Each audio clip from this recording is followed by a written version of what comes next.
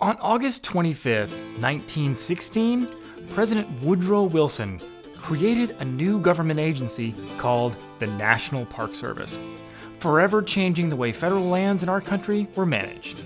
Many of us take public lands like Canyonlands and Yosemite and Yellowstone for granted. But when the National Park Service was created, protecting land, water, and wildlife from commercial development was a radical idea. It took the efforts of conservation greats like John Muir and Teddy Roosevelt, along with a billionaire detergent magnate named Stephen T. Mather, to make it happen. Looking back, we made the right call.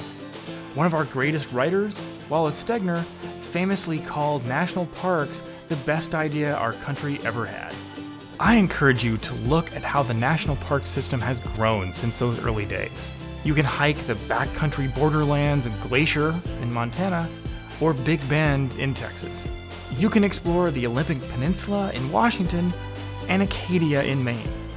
With more than 400 parks and other sites spread across the country, you can find lofty mountain peaks and spectacular canyons, deserts and beaches, and rainforests, but also cultural and historical sites like battlefields and civil rights monuments. You can visit the Statue of Liberty, stand in the field where United Flight 93 crashed on September 11th, or walk into the house where Martin Luther King was born. There are so many wild places within the park system where you can hike, run, and roam.